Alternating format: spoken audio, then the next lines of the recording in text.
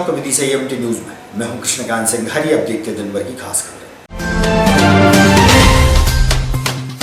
समय सीमा की बैठक में कलेक्टर ने वीडियो कॉन्फ्रेंस के माध्यम से जिले भर के अधिकारियों को समय पर कार्य पूरा करने के दिए दिशा निर्देश।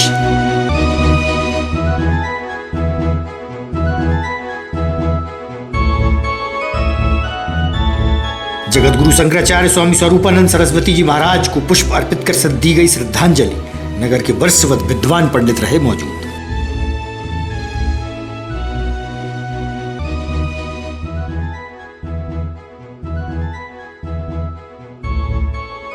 और कोरोना महामारी के दौरान दिवंगतों की आत्म शांति हेतु श्रीमद् भागवत कथा से पूर्व निकाली गई भव्य कलश यात्रा धर्म प्रेमी रहे मौजूद।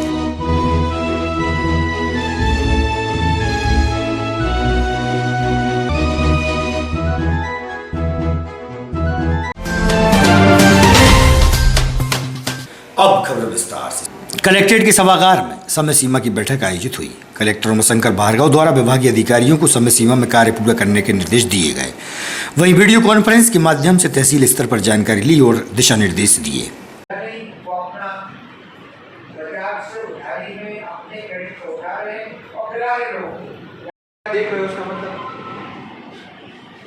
करते क्या हो आपको मुझे बताइए। आपके यहाँ पर मध्याह्न भोजन का इशू है, अगले महीने से मध्याह्न भोजन नहीं बढ़ पाएगा। आपने कभी बात की, कभी समीक्षा की कैसे की? सर इसमें कई जगह शिकायतें आ रही थी सर की मुखर्जी नगर क्षेत्र में रास्ता न होने से परेशान काफी लोग हैं। विजय कुसुम ने प्रशासन व सरकार से रास्ते की मांग की है।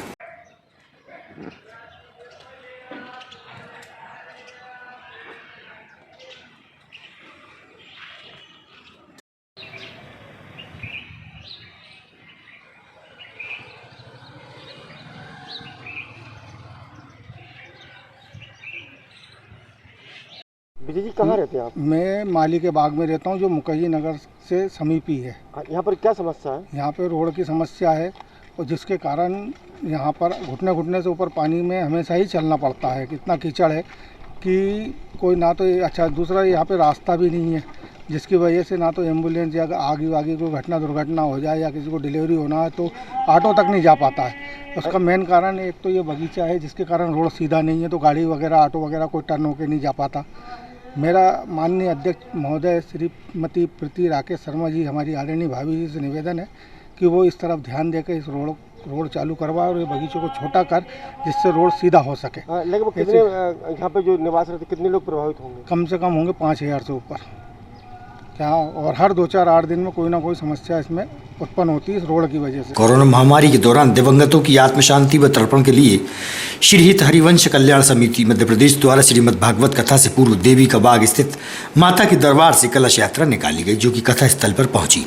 इस दौरान कलेक्टर उमाशंकर भार्गव, एडीएम वृंदावन सिंह ने पहुंचकर आरती कर धर्म का लाभ लिया।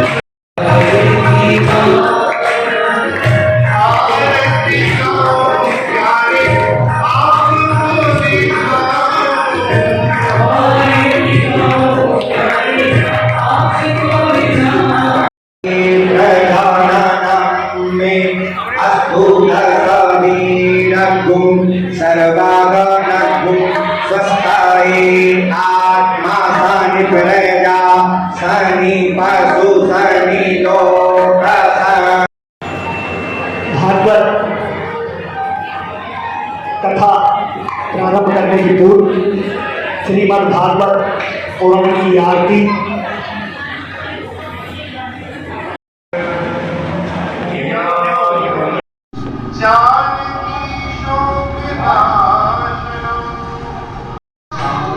भगत सिंह राजावत।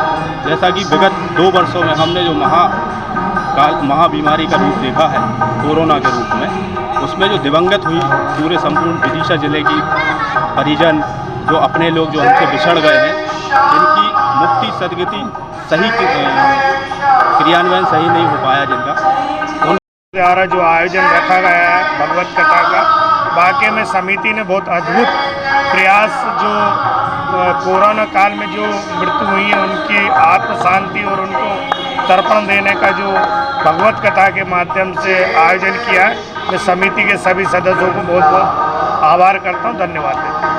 मैं कोषाध्यक्ष श्री हित हरिवंश कल्याण समिति, और हमारी समिति ने निर्णय लिया था कि पूरे देश में, पूरे विश्व में जो कोरोना महामारी से अकाल मृत्यु हुई हैं, बहुत से ऐसे हुए हैं जिनके पिताजी का, माताजी का अच्छे संस्कार नहीं हो पाया, किसी को अस्थियां भी नहीं मिली, कुछ तो ऐसा भी हुआ है कि किसी की अस्थियां कोई और विसर्जन कर रहा है। तो कई आत्माएं हैं जिनको मोक्ष की प्राप्ति नहीं हो पाई है गुरुवर के अनुसार, तो उन सभी के मोक्ष की कामना करते हुए हम ये एक निर्मल कार्य कर रहे हैं।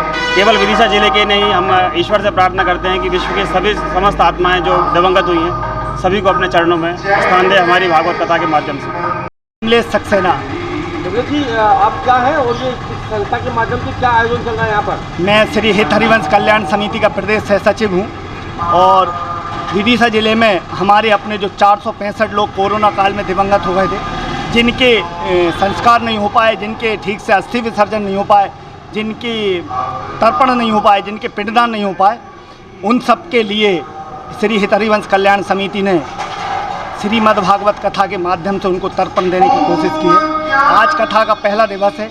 कथा व्यास पंडित अभिषेक कृष्ण शास्त्री जी आज कथा का रसवर्धन कर रहे हैं। ये जो कार्यक्रम हो रहा है इसके बारे में क्या विचार है आपके? ये बहुत अच्छा कार्यक्रम है और ऐसे आयोजन होने चाहिए। हमारे यहाँ के विदिशावासी, हमारे छोटे छोटे भाई बंधु लोग बहुत अच्छे। क्यों करवाया क्यों जा रहा है? कोरोना में जिन लोगों का देहांत हो गया था, उनका कुछ संस्कार नहीं हो पाया, उनके बच्चे उनका कुछ नहीं कर पाए, इसलिए ये सब आयोजन किया जा रहा है। सनातन श्री हिंदुत्व समिति की बैठक अग्रवाल धर्मशाला में रखी गई। श्री दुर्गा उत्सव 2022 की तैयारियों के चलते संजय तिवारी को संयोजक नियुक्त किया गया। इस मौके पर सनातन हिंदुत्व समिति के अध्यक्ष व निर्णायक मंडल से हुई चर्चा।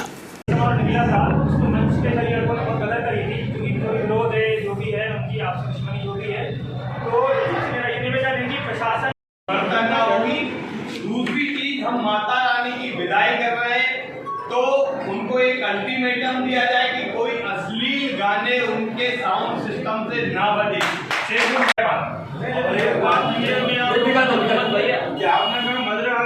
उसके लिए ऐसा करें जैसे मोदी जी ने पहले कोरोना के लिए, कोविड वैक्सीन के लिए डॉक्टरों को वो नियम बनाया, तो उन्होंने कोविड वैक्सीन बनाया। आज गौ माता के लिए भी ऐसा हो सकता है। आपकी बात मैं आपको व्यवस्था देखेगी जो उत्सव हमारे धर्म की संस्कृति को देश में विस्तार देते हैं, सम्मान देते हैं। गाय हमारे सामने तड़प रही है, उसे अस्पताल पहुंचाने की जिम्मेदारी हमारी है, लेकिन अगर गाय को कुछ श्री हिंदुत्व समिति अध्यक्ष विदिशा।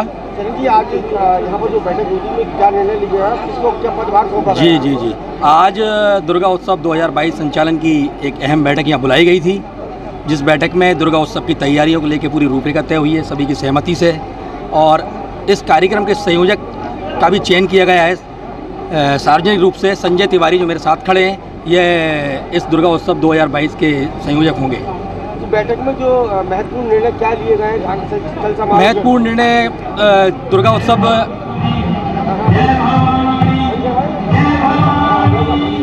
उत्सव को हम परंपरागत जो हमारे वर्षों से इतना वर्चस्व रहा है विदिशा नवरात्रि का, दशहरे का, उसको हम कितना बेहतर कर सकते हैं, इस बार उसकी पूरी रूपरेखा तय की गई है। इस बार 6 मंच बनाए जाएंगे।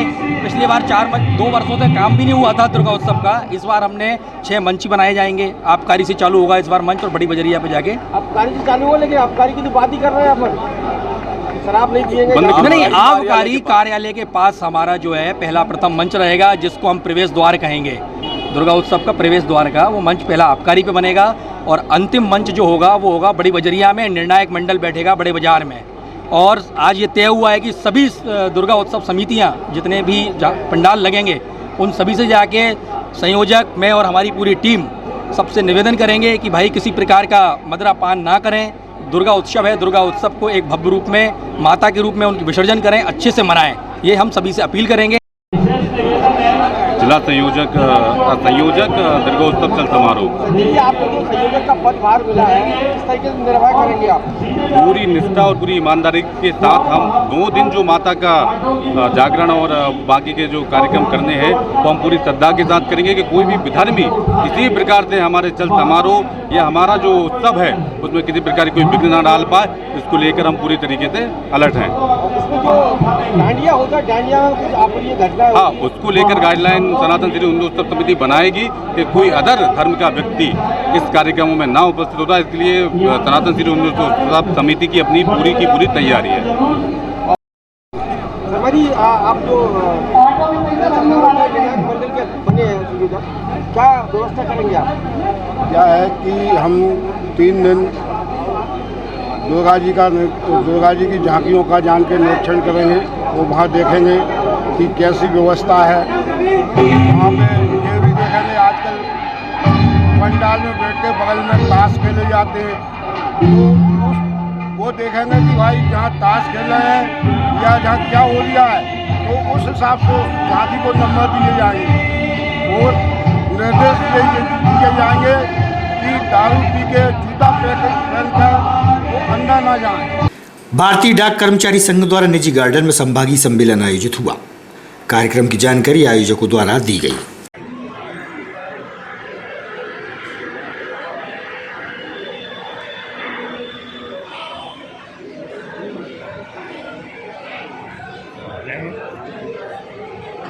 का यहाँ पर बहुत सुंदर स्वागत हुआ, तो उनके सम्मान में 2 पंक्तियां मैं बोलना चाहता हूँ।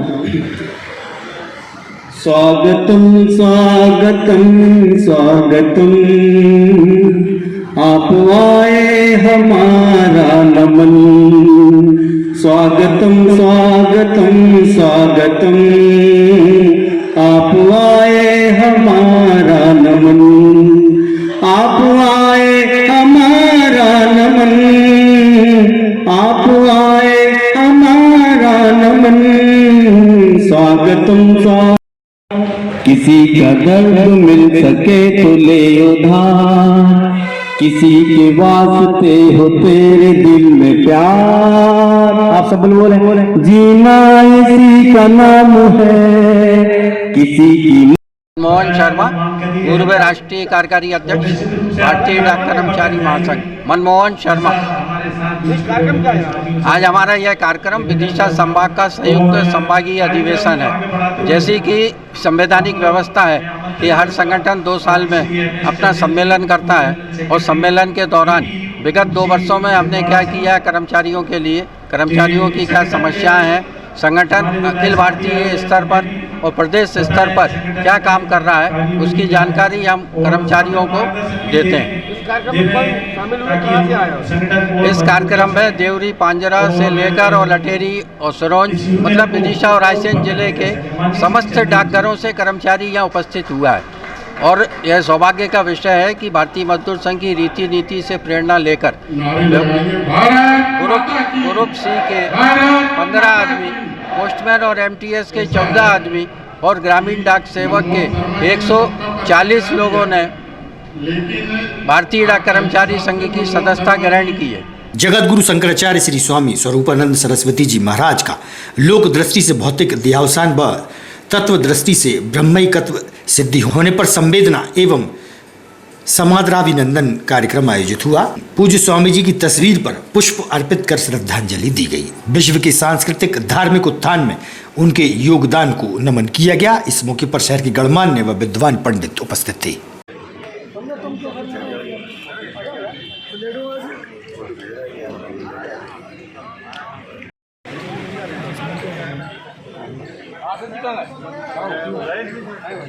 नहीं, आप इस साइड है ना, बड़ी हो यार।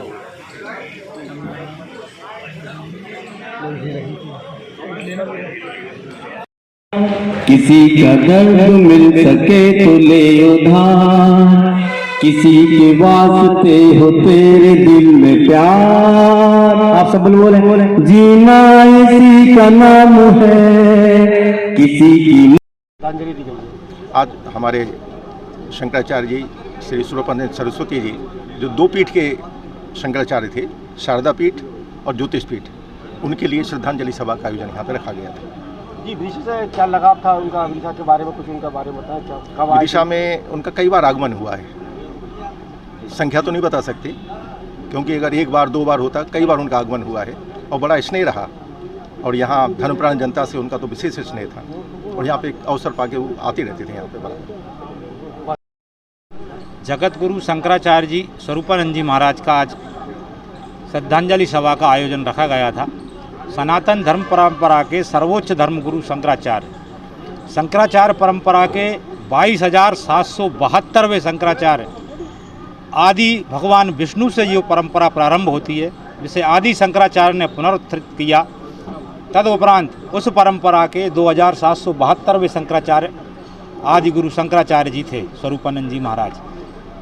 यह सनातन धर्म के सर्वोच्च गुरु होने के साथ साथ सनातन धर्म के सभी अखाड़ों, सभी महामंडलेश्वरों और सभी धार्मिक जितने भी अखाड़ा परिषद है, उन सबके सर्वोच्च धर्म गुरु यही होते हैं।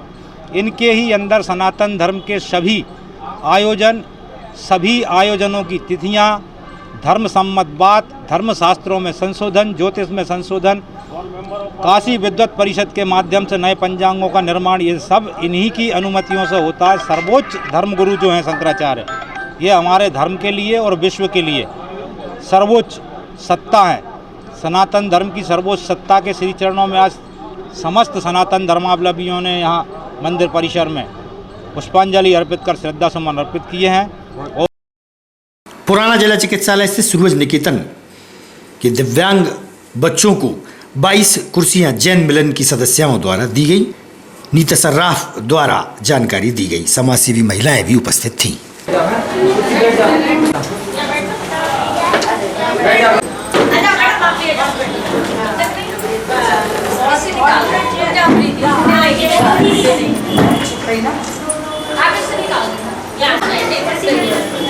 बैठ जा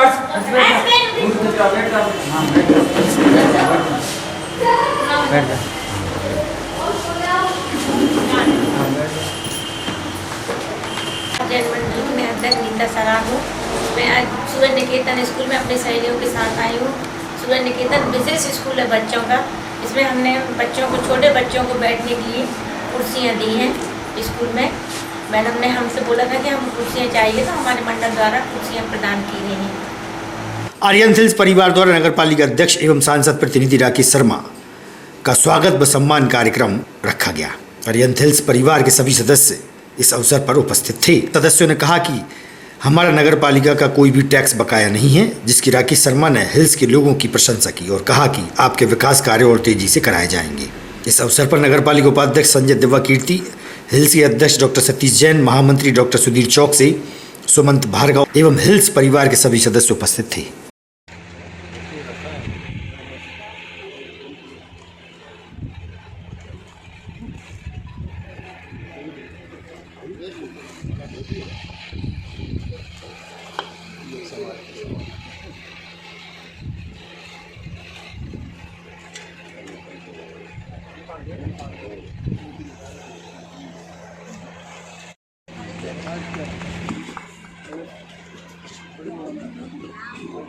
हमारे स्वागत कार्यक्रम हमारे गणमान्य सदस्यों द्वारा गणमान्य अतिथियों के लिए।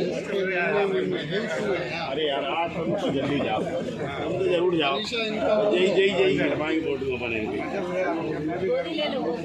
हाँ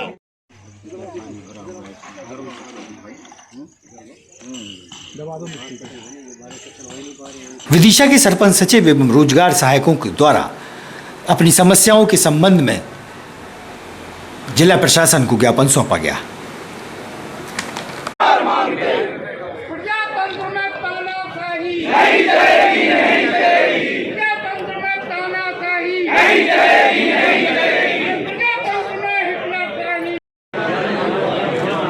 सचिव संगठन जिंदाबाद, सचिव संगठन जिंदाबाद।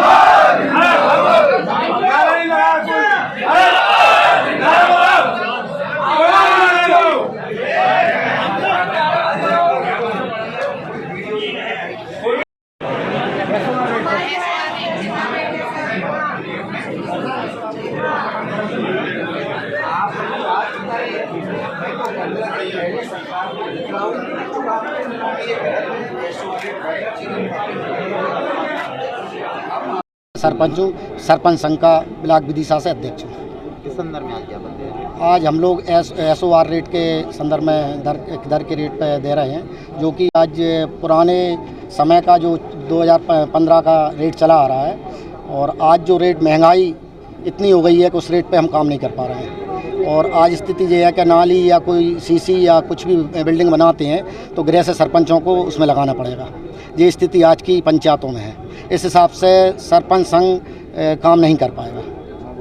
ये हमारा मेन मुद्दा है। सरपंच संघ क्या काम नहीं कर पा रहा सरपंच? जो रेट हैं इतने कम है कि जैसे सीसी गिट्टी लोहा के रेट इतने अधिक हो गए हैं, और पुराने रेट ऐसे हैं जो दर है कि उन पे काम नहीं कर पाएंगे। कितनी बार सरपंच है? मैं पहली बार का ही सरपंच हूँ। तो आपको इतनी देर में अंदाजा है? बिल्कुल बिल्कुल, क्यों नहीं रहेगा, क्योंकि ये चीज़ें देख रहे हैं, पहले से अपन समझ रहे हैं, लोगों से, इंजीनियरों से बात कर रहे हैं, इस चीज़ की अनुभव है। अध्यक्ष हूँ। आज आप ज्ञापन देने पहुँचे हैं, क्या है बताएं? आज हमारा बहुत संवेदनशील विषय है। आज ज्ञापन के लिए हमारे तीनों सरपंच साहब, सहायक सचिव और सचिव, तीनों जो पंचायत की बॉडी है पूरी एकत्रित होकर आज माननीय कलेक्टर महोदय को हमारे ज़िले की जो समस्या है उनसे अवगत कराना चाहते हैं। सबसे पहली समस्या ये है कि हमारे सरपंच महोदय और सचिव या सहायक सचिव द्वारा जो निर्माण कार्य कर दिए जाते हैं उनको वेरीफाई होने के बाद, इंजीनियर और की वेरीफाई होने के बाद भी उन पर वसूली की जाती है। ये न्याय संगत नहीं है। हम किसके पास जाएंगे कि हमने निर्माण कार्य किया, उसकी गुणवत्ता ठीक है कि नहीं है? जब हमारे इंजीनियर ने वेरीफाई कर दिया तो उस पर हमें कार्रवाई नहीं होना चाहिए। पहली क्वेश्चन। दूसरा क्वेश्चन है हितग्राही मूलक योजना है, प्रधानमंत्री आवास है, नल कुआं है, मेड़बंधन है, ये हितग्राही मूलक योजना है। अगर हितग्राही के पास हम जाते हैं, उनसे कोई दबाव बनाते हैं तो हितग्राही उल्टा हमारी शिकायत करते हैं, सरपंच सेक्रेटरी पैसे मांग रहे हैं, इस कारण से काम नहीं कर पा रहे। तो ये दबाव भी हमारा खत्म होना चाहिए। हितग्राही मूलक योजना है, हितग्राही स्वयं उपस्थित रहकर उस पर वसूली की जाना चाहिए, जो कि सचिवों पर वसूली की जाती है। अगर PM आवास में सचिव लोग समय पर काम नहीं करते तो सचिव पर वसूली कर उनको टर्मिनेट किया जाता है। ये सर गलत है। तीसरी मांग है, तीसरा हमारा विषय है कि जो भी निर्माण कार्य या जो भी कोई भी विषय है उसमें हम ही सहभागिता सभी की रहती है, तो उसमें एक तरफा कार्रवाई नहीं होना चाहिए। एक तरफा कार्रवाई करने के लिए हम सब लोग विरोध करेंगे। कार्रवाई अगर है तो सबसे पहले जो वेरीफाई करता है उसके ऊपर होना चाहिए, हमारे ऊपर कार्रवाई नहीं होना चाहिए, क्योंकि हमने तो उसकी वेरीफाई के आधार पर पैसे दिए। चाहे सरपंच हो चाहे हम, कोई भी निर्माण कार्य अगर हम कर रहे हैं तो उसकी वेरीफिकेशन करता जो है उसके ऊपर होना चाहिए। राशि जब डालती है सरकार, विधायक निधि है, हमें 40% देते हैं, 60% में देते हैं। कब देते हैं? जब मूल्यांकन आता है, उसके आधार पर दे रहा, फिर भी हमें टर्मिनेट कर रहा है। गलत चीज़ है। मैं इतना ही कहूँगा कि प्रशासन चेत जाए, अंतर नहीं चेतेगा तो हम उग्र आंदोलन के लिए बाध्य होंगे। आप लगभग कितने लोग शामिल हुए इस ज्ञापन? आज हमारे ज्ञापन में सभी ब्लॉकों के अधिकतर लोग शामिल हैं। कुछ लोग जो कोई श्राद्ध पटाए बीमार है वो नहीं आ पाए, बाकी 100% उपस्थित रहे। संख्या होगी कम से कम 400 करीब संख्या होगी। आज ज्ञापन देने पहुंचे, क्या है मामला बताओ? ये ज्ञापन देने हम SOR रेट है जो 2015 से चले आ रहा है। 2017 के लगभग भी 200 रुपये शासन ने बढ़ाए थे, लेकिन पुनः वापस ले लिए, और जो पुनः वापस लिए उसी के कारण जो मूल्यांकन आ रहा है, आज जो मूल्यांकन करा जिसके कारण जो सचिव सस्पेंड हुए हैं, ये भी गलत है, क्योंकि उसमें सारे लोगों ने अपनी जानकारियाँ दे दी थी। इसके उपरांत भी मतलब जैसे कि उसकी जांच करा ली, मूल्यांकन की जो टीम गई थी, गए थे, जो सर्वेयर गए थे, उन्होंने जांच करने के बाद सारे के सारा दे दिया कि आप बिल्कुल 100 रुपये का काम 100 ही रुपये का काम है। ये मूल्यांकन के बाद उनको बाकी पैसा मिला सचिवों को, और पूरा का पूरा काम कंप्लीट हुआ। लेकिन 7 साल के बाद पुनः उनके ऊपर एक जांच बैठी और उनकी गिरफ्तारियां हो रही और निलंबित किया जा रहा है। ये सरासर गलत है। 7 और करीबन 15 सचिवों के ऊपर गाज गिरी, और हम लोग इसलिए काम नहीं करना चाह रहे। जब हमने SOR रेट देखा तो 24/9/2015 के रेट आज प्रतिस्थापित हैं, जिसे बदलना चाहिए, क्योंकि कोरोना काल के दौरान महंगाई 4 गुना तेज़ी से बढ़ी है। जब 4 गुना तेज़ी से महंगाई बढ़ी है तो इसके यदि आज हम काम करते हैं, वो SC का, वो ST वर्ग का, जो अनपढ़ है, अभिज्ञ है, जिसको जानकारी नहीं है सरपंच पंचायत कैसे चलाई जाती है, वो भी यदि आज काम करने निकल गया तो निस्संदेह वो जेल जाएगा। लेकिन जिला सरपंच संघ कमर कस चुका है, किसी भी सरपंच के ऊपर आंच नहीं आने देगा, चाहे उसे कुछ भी करना पड़े, चाहे हमें वो DSC ले जाकर कलेक्टर साहब के वहाँ पर जाकर ले जाकर रखना पड़े टेबल पे। हम जब तक काम नहीं करेंगे जबकि SOR रेट बदल नहीं दिए जाती। कल्पना किरार, आज का ये उन्होंने प्रस्ताव इसलिए दिया कलेक्टर महोदय को कि हमारे जो SOR रेट है पिछले कई वर्षों से यही चल रहा है, 2015 का ये रेट लगाते हैं, जो कि आज के टाइम पे इस रेट पे काम करना संभव नहीं है। इसे सच बयान दिया